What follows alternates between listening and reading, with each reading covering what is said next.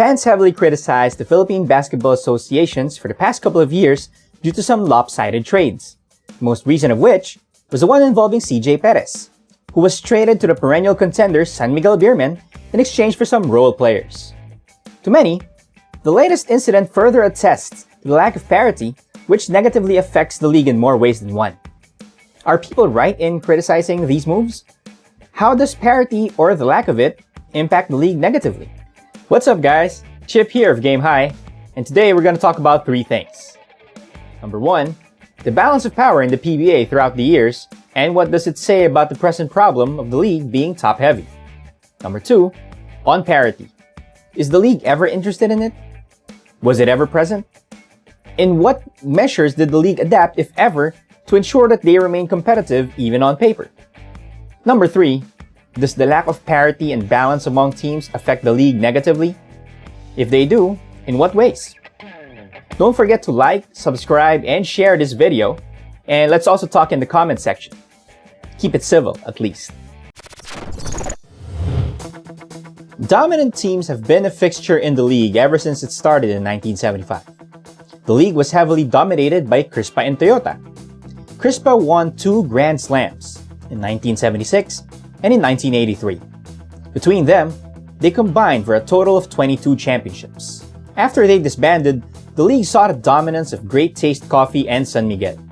In the mid-1980s, Great Taste won 4 straight championships. San Miguel, meanwhile, won 6 championships in the final years of the decade, including a Grand Slam in 1989. Alaska dominated from the mid to the late 90s, also winning a Grand Slam. San Miguel again dominated in the early years of the new millennium. Since then, several teams have won and conquered the league in succession. Ginebra, Tex, Pure Foods, then again, San Miguel in the last couple of years. It is worth noting that after 2014, no team has ever won a Grand Slam, though San Miguel always came close to winning one.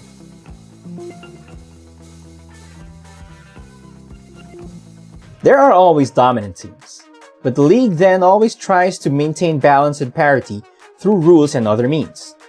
In the early days of the PBA, you had the handicap rule, and that allowed teams to have 2 imports. The rule tried to offset the dominance of Crispa and Toyota, and some did win championships because of that rule. In the mid-80s, the PBA draft was instituted for teams to have access to rookies with great potential, to help them win, or at least compete with stronger teams. More importantly, however, there were no lopsided trades.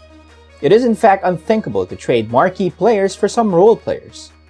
Later on, there became a rule that specifically states barring superstar players from joining each other in a team. In the mid-80s, the league had a protected list, which included Ramon Fernandez, Abet Guidaben, Yoy Villamin, and Manny Victorino.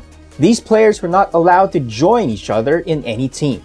And if you look closely, during the 90s when Alaska dominated, all of the teams made a finals appearance. With the exception of Pepsi Cola or the Tex franchise, all won a championship. And even though Alaska dominated, Pure Foods, San Miguel, and others were always on the chase. The RFM franchise also made a run and won a total of 4 titles.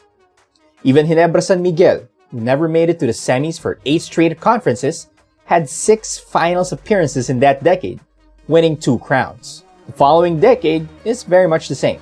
So despite the dominance of teams, everybody can compete, and all have a chance to win. If teams push the right buttons, hired the right coaches, and got lucky with breaks, they can win a championship.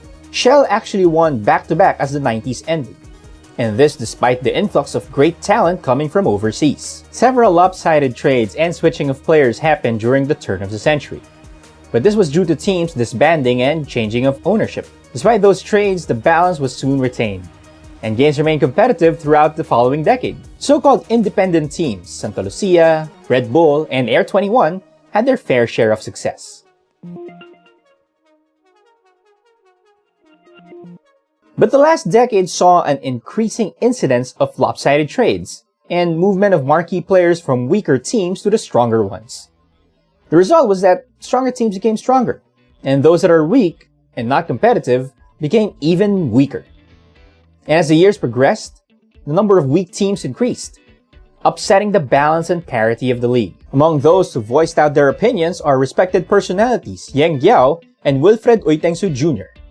Coach Yeng lamented how lopsided trades affect the overall parity and performance of other teams.